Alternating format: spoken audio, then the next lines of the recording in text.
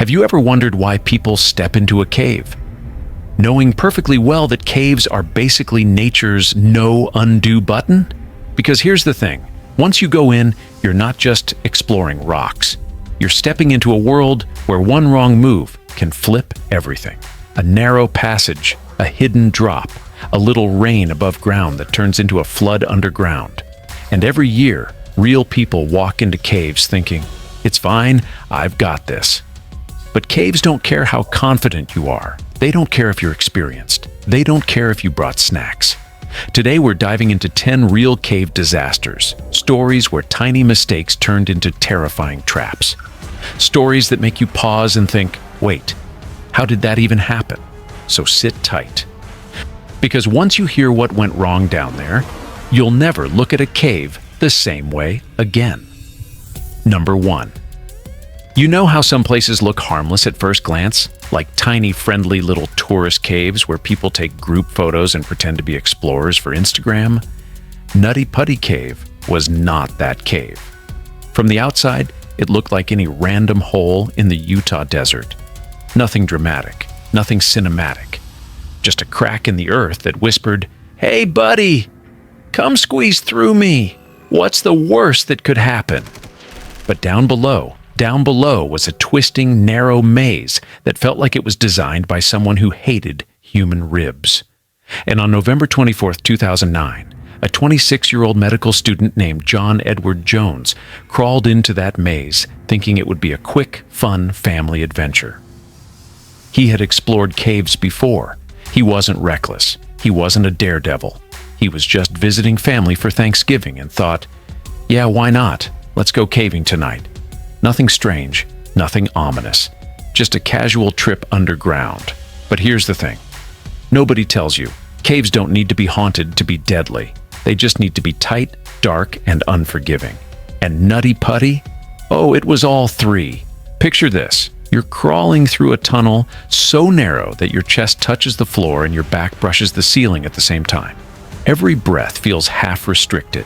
Every shuffle feels like you're sliding deeper into a throat that might decide to swallow you. That's the Nutty Putty experience.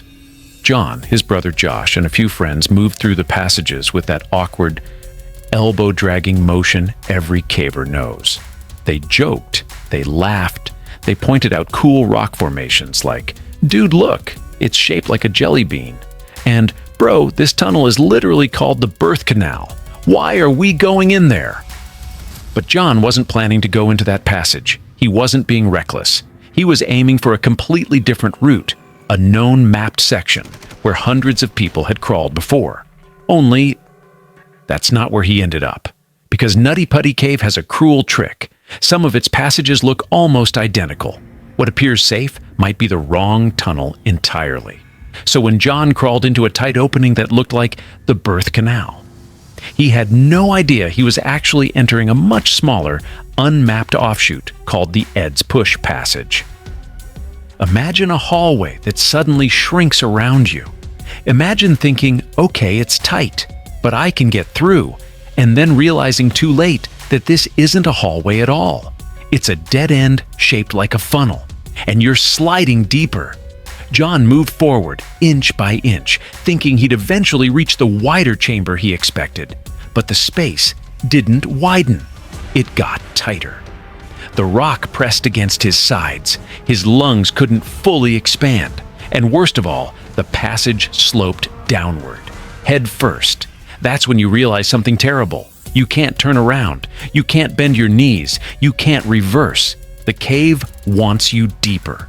John tried pushing himself back with his toes, but the angle was too steep. The walls were too close. He was wedged, and then gravity did the rest. He slid straight down into a pocket barely wider than his body, about 10 inches high and 18 inches wide. Imagine lying on your chest, arms pinned, head pointed downward, your body stuck in stone like a cork in a bottle. That was John. Now here's something people don't talk about enough. When you're stuck upside down, your body reacts instantly. Blood rushes to your head. Breathing becomes strained. Your heartbeat turns loud in your ears. Your brain whispers, "Get out! Now! Move! Do something! But he couldn't. Every attempt made him slide even deeper. Every breath took more effort. John called out. His brother crawled over, and for a moment, there was hope. They thought they could pull him back manually, but the cave didn't give him up that easily. Soon, trained rescue teams showed up. Some of the most skilled cavers in the entire region. They knew Nutty Putty.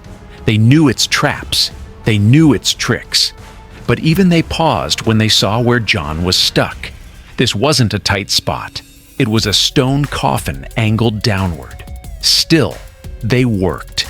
They set up pulleys, anchors, rope systems, everything designed to lift John backward through the passage. Slowly, painfully, centimeter by centimeter. It started working. Voices echoed through the cave. "Good! Keep going! He's moving! Just a little more!" For a moment, it looked like he might make it out. This is the worst part of the story. The moment where hope kicks in right before everything goes wrong. Because caves have no mercy for hope. Just as rescuers managed to lift John several inches upward, a crucial piece of the pulley system snapped free from the rock. The tension released violently, the rope jerked, and John slid even deeper than before, deeper than any rescuer could reach with their hands, deeper into the stone throat that refused to let him go. The air grew heavy. The cave temperature felt colder. The rescuers went silent. Everyone in that cave knew what had just happened. This rescue had gone from impossible to nearly unwinnable. And John, upside down, exhausted, blood pooling in his head, began to fade in and out. He asked rescuers to hurry. He asked for his family. He asked for hope. They stayed with him for hours, talking, encouraging, comforting. But the human body can only survive upside down for so long, and Nutty Putty Cave wasn't giving him the time he needed. As hours passed, John's breathing weakened. His voice dimmed. Rescuers monitored him closely, but they could see the physical toll growing stronger. In the early hours of the morning, deep underground, John slipped into unconsciousness. The medical team confirmed that his body could not endure any longer. A cave had taken him, not by violence, but by physics, pressure, and position. And worst of all, there was no safe way to remove him. Caving experts, engineers, and rescue coordinators all agreed. Trying to recover his body would risk more lives. The passage was too tight, the angle too dangerous, the rock too unstable. So Nutty Putty Cave was sealed, forever, with John inside. The world reacted with shock. Families argued the cave should have been closed. Cavers argued that this was a tragic accident, not a failure of the sport. News channels debated safety, training, and responsibility. But anyone who heard the full story walked away with one haunting thought. Sometimes the deadliest places are the ones that look harmless, and sometimes one wrong turn is all it takes. Our story number 2. No roaring flood, no collapsing tunnel, no dramatic explosion, just quiet stone, and one mistake that changed everything. Our story begins in Peak Cavern, England, a place with a name that sounds like a fantasy adventure level, but behaves more like a stone labyrinth with a sense of humor. The locals call it the Devil's Arse. That alone should tell you the cave was not about to play nice. But on March 22nd, 1959, a 20-year-old student named Neil Moss wasn't thinking about legends or warnings. He was thinking about exploring. He was thinking about adventure. He was thinking about pushing a bit deeper than most people dared. And that's exactly what he did. Peak Cavern is huge on the surface. Wide caverns, echoing chambers, the kind of place where sound feels bigger than it should. But once you go deeper, the cave starts to shrink. The air feels thicker. The ceiling lowers. The tunnels become thin little scratches in the hillside. And Neil? He wasn't the kind of guy to turn back just because things got tight. He was part of a university caving club, young, energetic, and excited about mapping parts of the cave system that weren't fully explored. So when the group found a vertical shaft, narrow, steep, and uninviting. He volunteered to go down first. Let me pause here and say something your narrator wants to ask. Why do the bravest people always pick the tightest holes to squeeze into? But then again, adventure doesn't start in comfortable places. Neil tied in, positioned himself over the narrow drop, and began lowering himself down. The shaft wasn't roomy. It wasn't smooth. It wasn't consistent. It twisted, pinched, and narrowed in unpredictable places. The kind of place where the cave decides how fast you will move. 15 feet down, 20, 25. And then he reached a restricting point, but instead of stopping, he pushed forward. Here's where the cave showed its first hint of cruelty. As Neil descended deeper, he brushed against a piece of embedded rock. Nothing seemed unusual until it moved. A loose slab shifted just enough to pin the rope ladder against the wall. Not completely, not dramatically, just enough to stop it from being pulled up. For you and me, that might be annoying. For someone hanging in a tight shaft with only one way out, that's game-changing. Neil tried to climb back up, but the ladder wouldn't budge. It was stuck. Worse, he was wedged in such a narrow portion of the shaft that he couldn't reposition himself easily.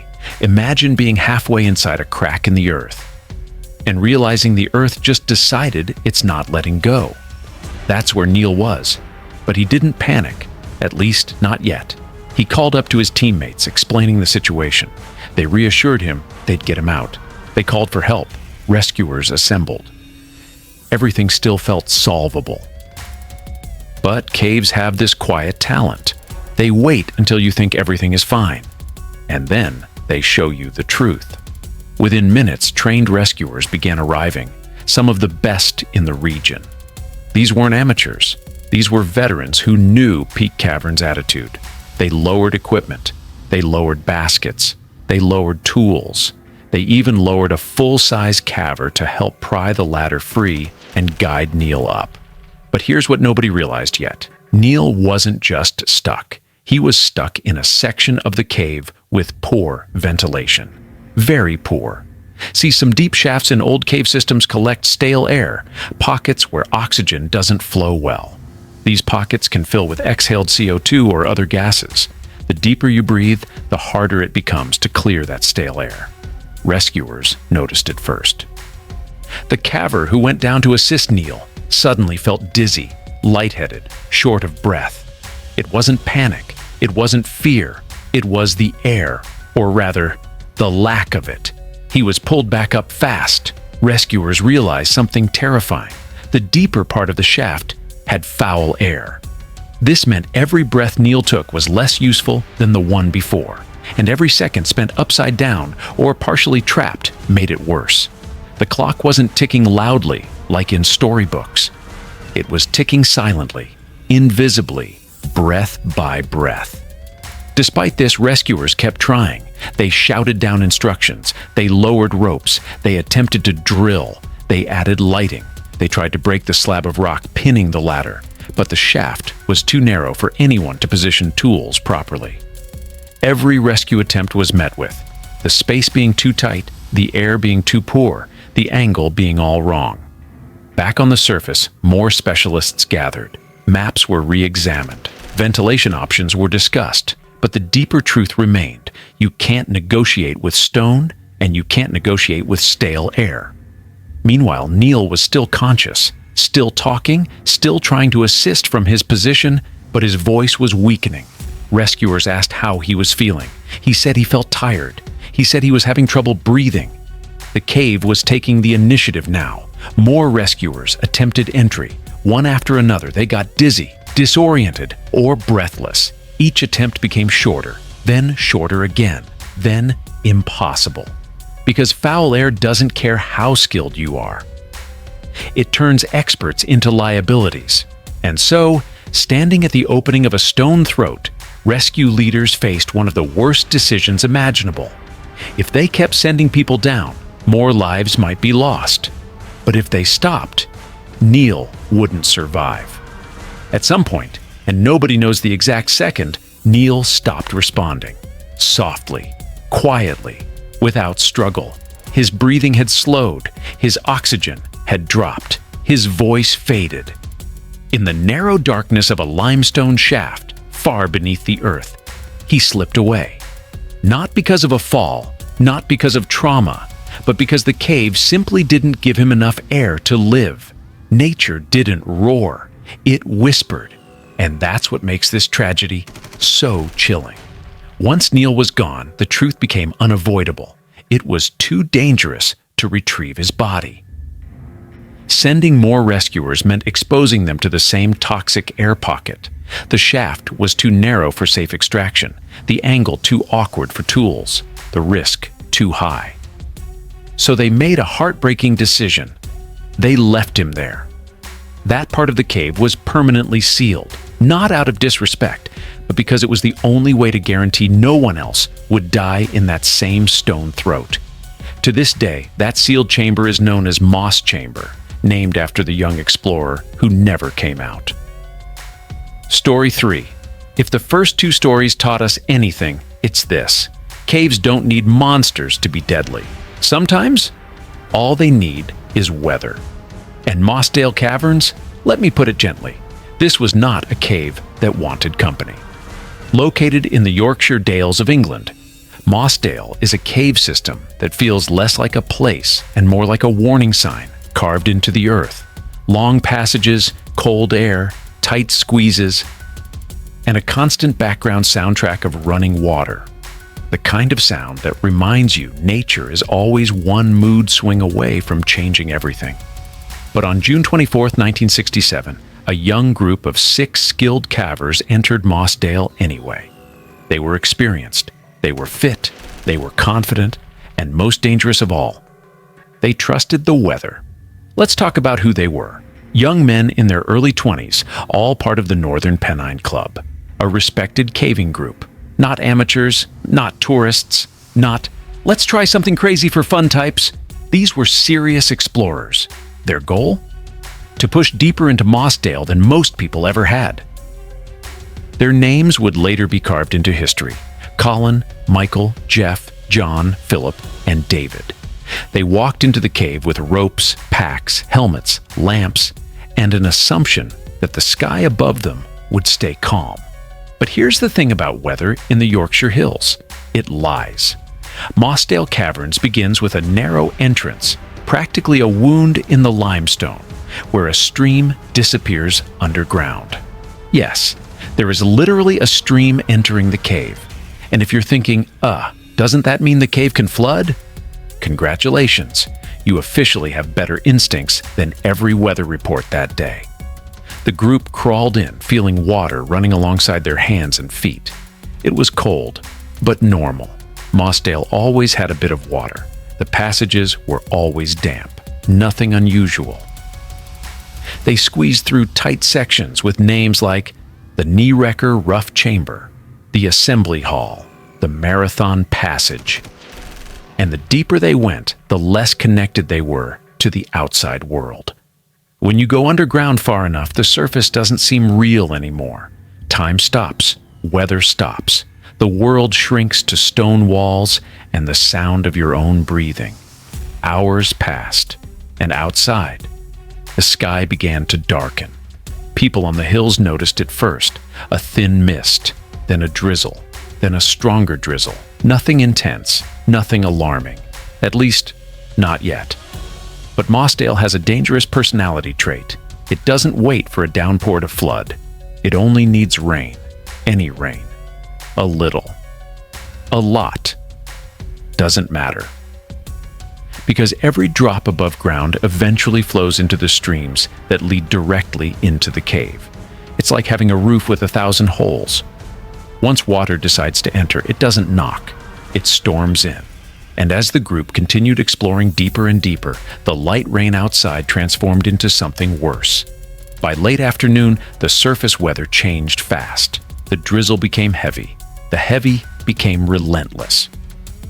The hillsides began draining water rapidly.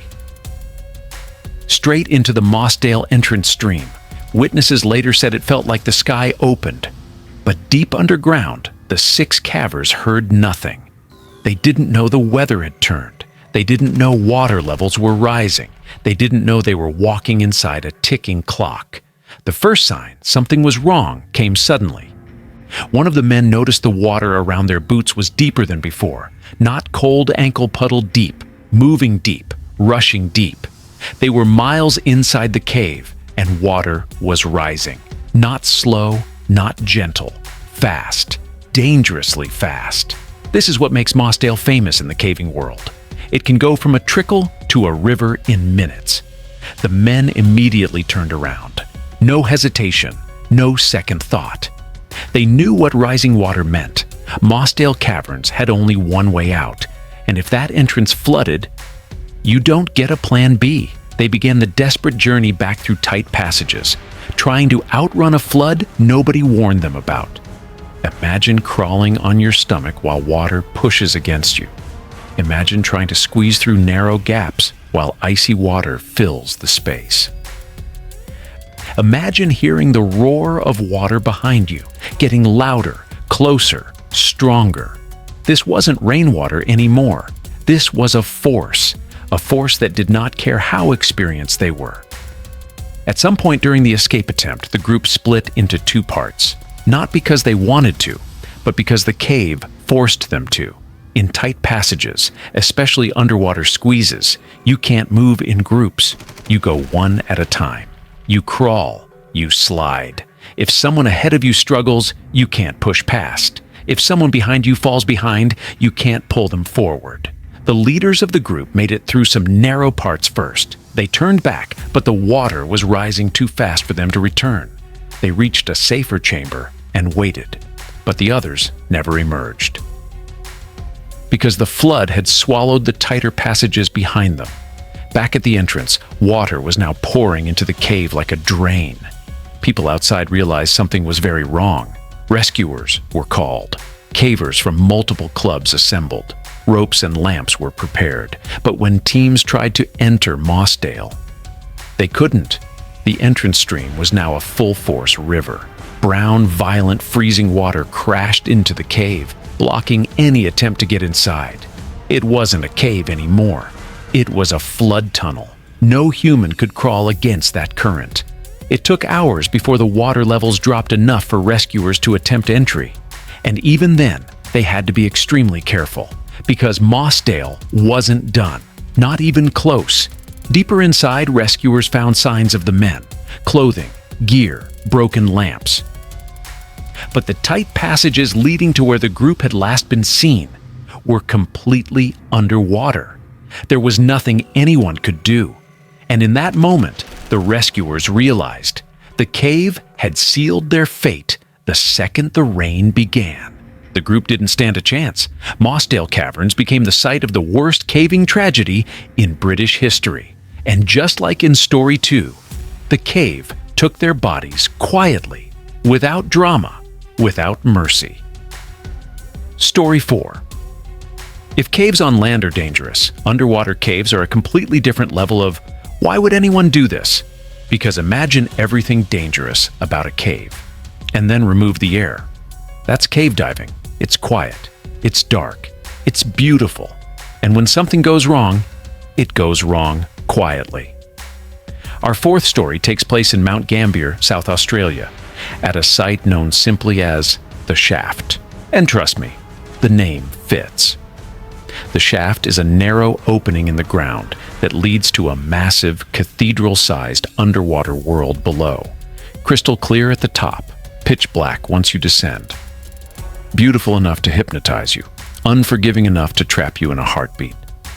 On May 28, 1973, a group of young recreational divers arrived there, excited, curious, and completely unaware that the cave they were about to enter had a reputation. It doesn't give warnings. It doesn't give mistakes. It doesn't give anyone a second chance. There were 5 divers total, 2 siblings, 2 close friends, and 1 more diver who joined the group last minute. They weren't professionals.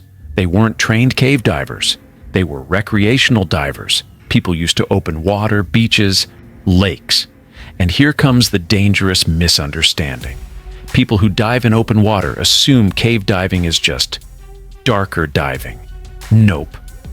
Cave diving is a completely different sport, with completely different rules, equipment, and risks.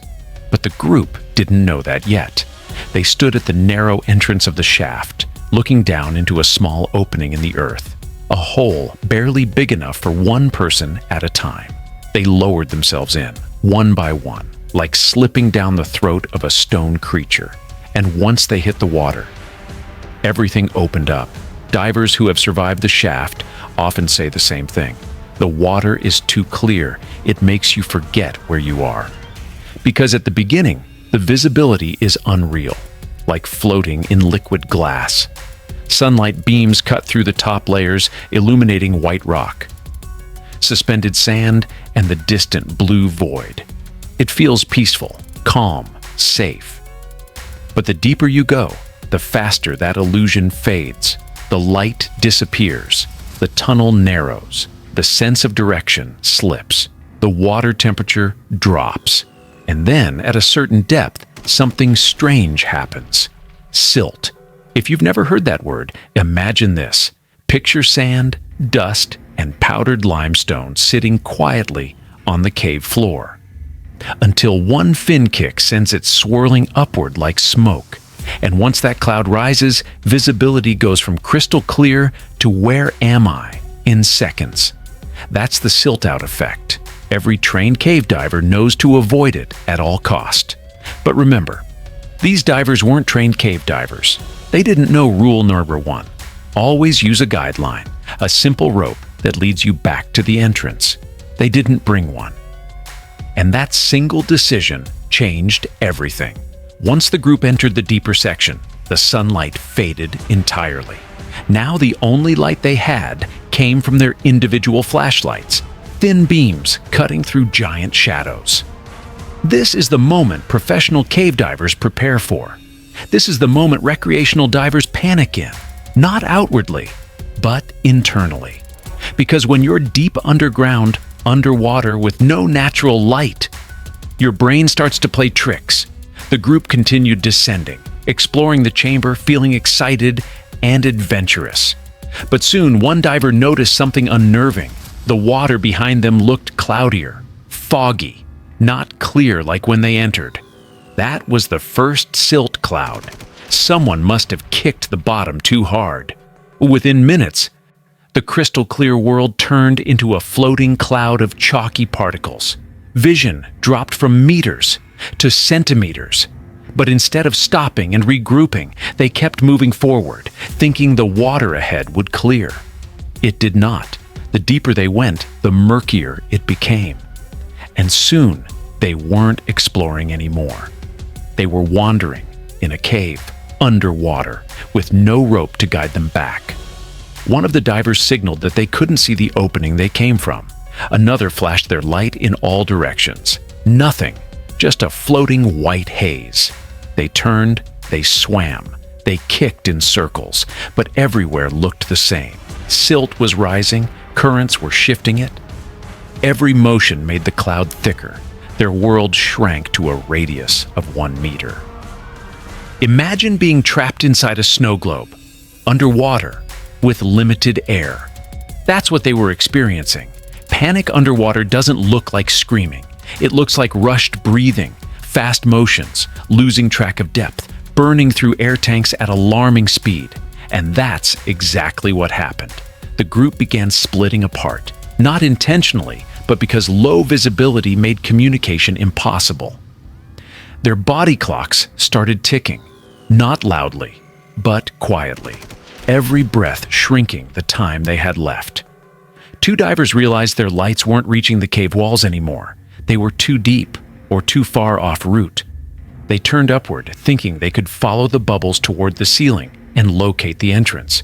Except in caves, bubbles don't follow ceilings. They cling to the first rock they hit, then slide sideways, then upward again, then sideways again. A maze of stone overhead means bubbles lie, and following them only leads deeper into confusion. Meanwhile, the siblings, who had stayed close, tried to retrace their path.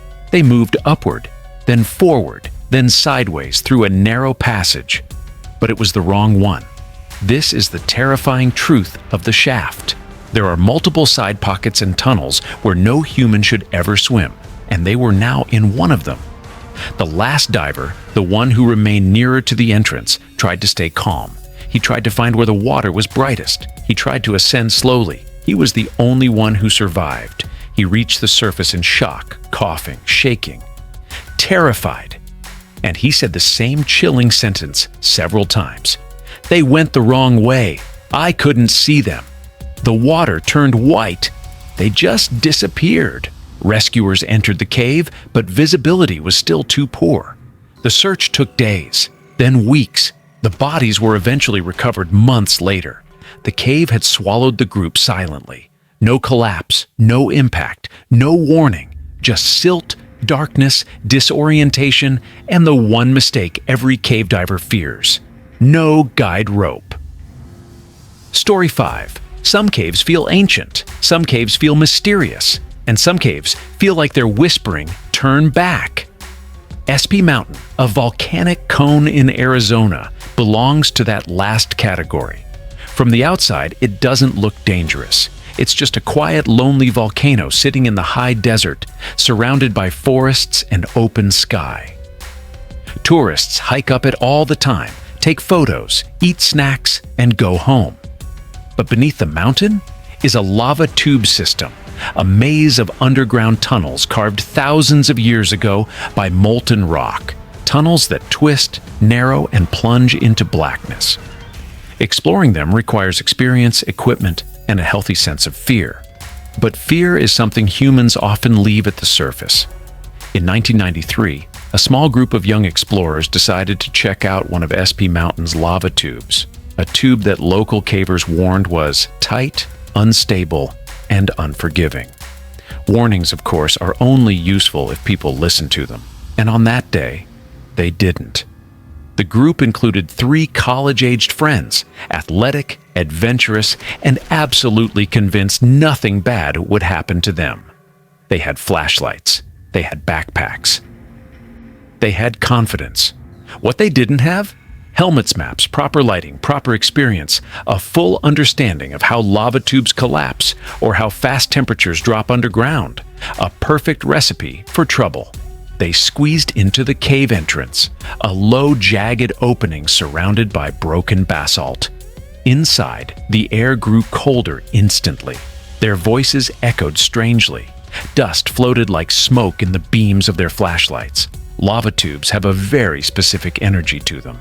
They're smooth in some places, razor-sharp in others, and eerily silent except for the faint sound of shifting rock.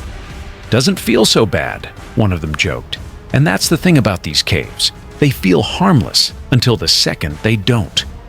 As they walked deeper, the passage began to narrow. At first, it was subtle. The ceiling dipped, the floor rose. Then it forced them to crouch, then to crawl. 2 of the friends hesitated. The leader insisted they keep going. "Come on, guys, we can fit. Other people have done it." Technically true, but barely. They reached a point known unofficially as the pinch, a tight squeeze that experienced cavers navigate slowly, carefully, with backup light and a partner guiding them.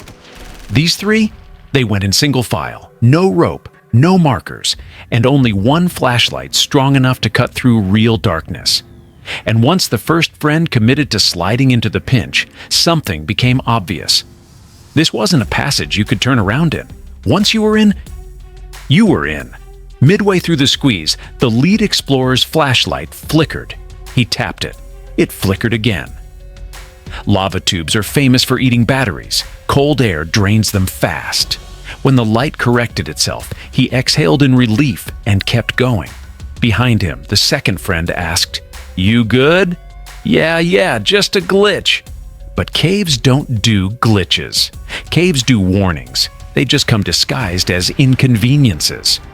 After crawling through the pinch, they entered a slightly wider chamber, not big enough to stand upright, but big enough to sit and breathe. Their lights revealed black rock, strange formations, and long cracks in the ceiling.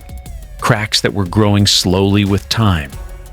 Volcanic caves don't stay stable forever.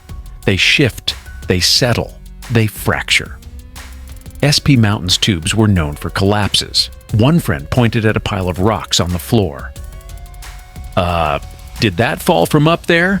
Probably old, the leader said. Let's go deeper.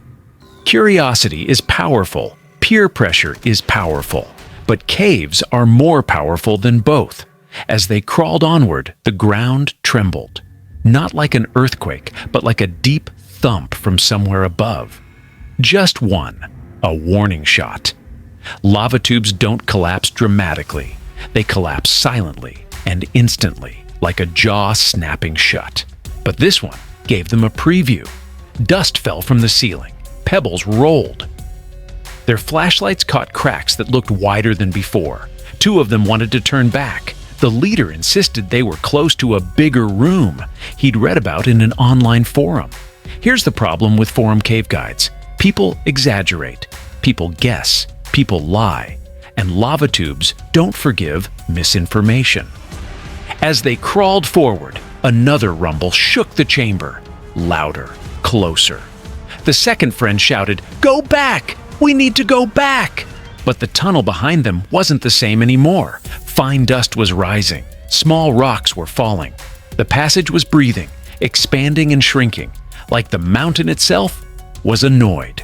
The leader made a quick decision. We'll go forward. It's safer than going back through the pinch. Logical on paper, terrifying in reality, because the cave had other plans. Before they could move, the ceiling dropped a sheet of basalt right behind them. Not crushing, not violent, just enough to block the way out. Quiet, final, perfectly placed. The second friend screamed the leader's name. The leader hit the rock slab, solid, unmoving. They were trapped inside a volcanic cave, under a mountain, with cracks growing above their heads. Their lights shook as their hands shook. One of them was crying. One was frozen. One was trying desperately to think. But caves don't give you room to think. They waited, breathing quickly, watching dust fall from above like gray snow. The leader whispered, Okay, it's fine. Maybe we can push it. Maybe someone heard the noise." But nobody heard it. They were miles from the nearest campsite. No one knew their exact location. And SP Mountain's caves aren't tourist trails. They're wild, unregulated, rarely visited. Time passed. Their lights dimmed. Their fear grew. And the cave stayed silent. Silent, but not still. Because the cracks above them, they weren't done. Story 6. Some caves feel dangerous the moment you look at them. Sharp rocks, narrow entrances, strange sounds. Everything about them screams, nope. Crooked Swamp Cave in New Jersey was exactly that kind of place. It wasn't famous. It wasn't mapped. It wasn't part of any park trail. It was just a dark, muddy hole hidden in a wet patch of forest, a place locals walked past without even glancing at. But in the summer of 1982, a Boy Scout leader named Donald Weltner decided to take a small group of kids on an adventure hike. Nothing extreme, nothing dangerous, just exploring the woods. Or so he thought. Because Crooked Swamp Cave wasn't the cave you casually wander into. It was tight, it was unstable, and it was the kind of cave that should have had a giant sign on it saying, "Turn around, don't even think about it." But instead, it was hidden behind bushes, looking harmless.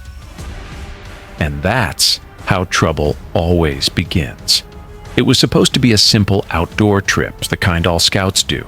Hiking, exploring, learning survival skills. Nothing dramatic.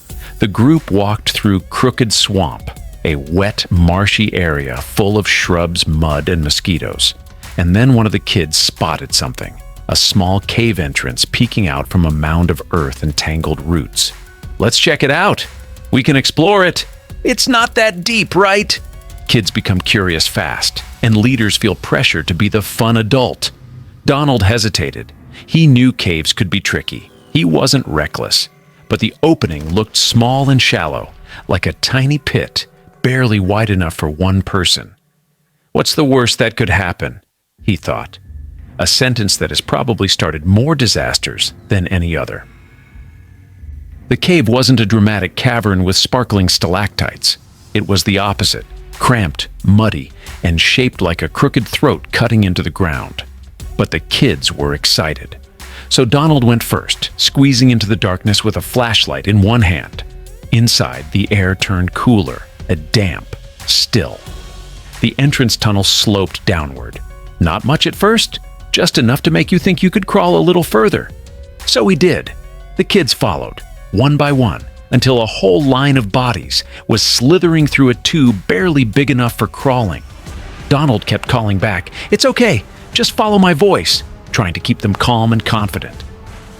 But Crooked Swamp Cave is deceptive. It doesn't get dangerous fast. It gets dangerous slowly, quietly, like it's waiting for the right moment. 15. 20 feet in. The tunnel suddenly tightened, not enough to trap them instantly, but enough that moving forward became difficult.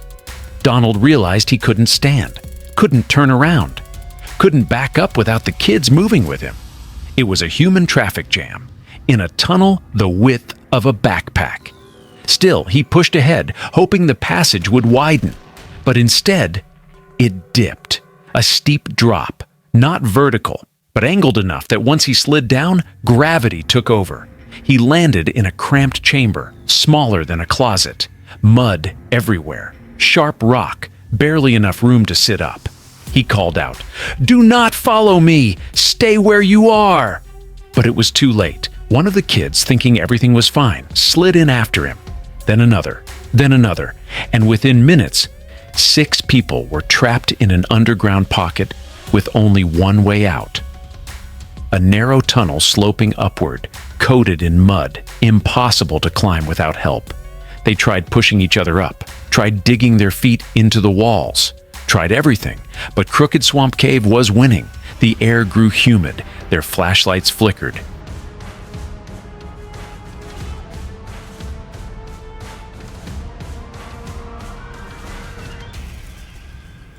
Donald tried to stay calm, tried to keep everyone breathing slow and steady. But caves don't care about calm. They don't care about good intentions. They don't care you're trying your best. Time passed. Hours. Cold seeped into their clothes. Mud soaked everything. They tried shouting for help, but the entrance was too far, the tunnel too winding for sound to escape properly. They were alone, in a chamber barely bigger than a doghouse, and they were running out of strength. When the troop didn't return, adults at the camp grew worried. A search team was sent out. They checked trails, checked landmarks, called their names. Nothing. Eventually, someone spotted the cave entrance, a hole in the ground partly covered by mud and leaves. They shouted inside. A faint voice answered. Rescuers dropped to their knees, flashlights in hand, fear rising. They saw the layout instantly and realized with a surge of dread, getting them out was going to be a nightmare. The space was too tight. The mud was too slick. The tunnel angled wrong. Even trained rescuers couldn't get far enough in to reach the trapped group. They needed ropes, harnesses, tools, and time. But underground. Time feels different, especially when fear grows with every passing minute. Teams arrived with equipment. Rescuers crawled in inch by inch, squeezing through the cold, wet tunnel. They attached ropes. They tried pulling from above. They tried pushing from below. They tried forming a human chain. Mud made everything impossible. Every time someone tried to climb, they slid back down, like the cave was coated in oil. The kids were shivering. Donald was exhausted, and the chamber felt smaller by the minute. Rescuers tried widening the tunnel walls. But Crooked Swamp Cave wasn't rock solid. Every tap risked a collapse, and collapse underground is the ultimate nightmare. After nearly 3 days, rescuers reached the group, bruised, freezing, dehydrated, terrified. The kids were pulled out one by one. But Donald? He had given too much. Exhaustion, exposure, the strain of trying to keep everyone calm. It all took its toll. He was too weak to climb, too weak to hold on, too weak to fight anymore. Rescuers tried everything, but Donald didn't make it out. His final moments weren't violent. They were the quiet kind of tragedy that caves specialize in, an environment too cold, too tight, too draining. He saved the others by keeping them calm and alive long enough to be found. He didn't save himself. Story 7. There's a strange myth people believe about dangerous places.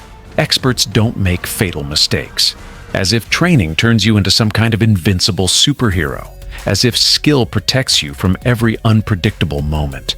But caves, especially underwater caves, don't care how many certificates you've earned. And in 2010, a world-class French diver named Eric Establis discovered that harsh truth inside the underwater tunnels of the Ardèche region. This wasn't a beginner. This wasn't an amateur. This wasn't someone trying to show off. Eric was one of the best, an author, rescue volunteer. Highly respected in the diving world. If anyone could survive a tough cave, it was him. But experience can only do so much when the cave decides to rewrite the script. And on that day, the cave wrote the ending.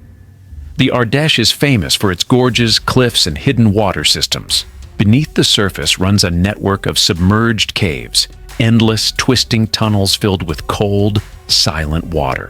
Most divers avoid them. Too dangerous, too unpredictable. But for people like Eric, it was a calling. He wasn't diving for fun. He was exploring and mapping, trying to understand a system no one had fully navigated before. He geared up alone, something he'd done dozens, maybe hundreds of times. This wasn't a reckless choice. He was a certified solo cave diver, trained specifically for independent exploration. His equipment, twin tanks, backup lights, safety reel mapping tools, thermal suit, and one of the most experienced minds in cave diving. Everything about this dive should have been safe. Everything, except the cave. The moment Eric descended, he entered a world that looked alien. Underwater caves are nothing like ocean diving. There are no fish, no colors, no movement except your own fins. Just walls. Cold, pale limestone walls that stretch endlessly, absorbing light like they're hungry for it. His flashlight beam cut through the darkness, revealing beautiful formations, smooth tunnels, and clear water. At first, everything was peaceful. Eric moved forward steadily, laying his guideline, a thin rope that leads divers back to the entrance. He always laid a line. Always. But then he reached a restriction, an area where the tunnel narrowed to a tight squeeze. Professionals pass through these all the time. You exhale slightly, glide through, and continue on. But this restriction, it wasn't stable, not entirely. Above it, a slab of rock had cracked years earlier. Geologists later said it was waiting for the right moment to shift. Eric didn't know that. He approached the narrow slot, took a breath, and slid through. Smooth, precise, exactly like hundreds of dives before. And then, behind him, something moved. Underwater caves don't announce collapses. They don't creak or groan like movie sets. They shift silently. One moment, the passage is clear. The next, it's sealed. As Eric passed the restriction, that unstable slab, softened by time, water pressure, and natural erosion, slid downward. Not dramatically, not explosively. Just enough to close the opening like a door with no handle, a door made of centuries-old stone. Eric turned, shined his light, saw the blockage. He wasn't trapped in a huge cavern. He wasn't surrounded by collapse. He was separated from the exit by a single sheet of rock. One obstacle, one mistake, one unpredictable shift. The kind of accident even experts can't predict or fix. Some people imagine panic and wild movements, frantic kicking, spiraling fear. But professionals don't panic like that. They think. Eric was trained for emergencies. He examined the rock, tested it, searched for cracks, searched for an alternate route. But underwater caves don't offer options. They offer tunnels or dead ends. And Eric was in a dead end. The line he laid, The very one meant to guide him home now marked the path he couldn't use. He still had air, still had calm, but time was no longer something he controlled. When Eric failed to surface, other divers were alerted immediately. He was known for precision. He never exceeded planned limits. He never delayed without reason. A rescue team assembled fast. Some of the best cave divers in France arrived. People who respected him, people who trusted him, people who refused to believe anything could stop Eric Establi. But when they entered the cave, they saw the problem instantly. The slab blocking the passage. They tried to move it, but you can't shift a ton of rock underwater with human hands. They tried to find another route. But the Ardèche cave system is cruelly simple. One way in, one way out. No shortcuts, no secondary tunnels. What trapped him wasn't lack of skill. It was geology, a geological trap that didn't care how prepared he was. Divers described the rescue operation as psychologically brutal because they could see where Eric was. They could see the tunnel he used. They could see the rock blocking him, but they couldn't reach him. Nothing is more painful to a rescuer than proximity without access. It wasn't distance that separated them. It wasn't depth. It wasn't equipment. It was one piece of stone, a silent, unmovable wall between life and death. Eric's fate wasn't dramatic. It wasn't chaotic. It wasn't violent. It was slow, quiet. Defined by physics and pressure, the cold, detached logic of a cave system that doesn't argue, doesn't pity, doesn't change its mind. Underwater cave diving gives you one promise. If something blocks your exit, your training stops mattering. And that day, it happened to someone who knew more than almost anyone. The cave didn't beat his skill. It simply removed his options. And even experts can't survive without options. And that's the thing about caves. You don't need monsters or ghosts. Just one wrong step, and the darkness writes the ending for you. These weren't careless people. They were curious. They were adventurous. They were human. But underground, none of that matters. Down there, the cave makes the rules. If you want more true stories like this, real, eerie, and absolutely unbelievable, make sure you subscribe, like, and comment which place or legend you want next.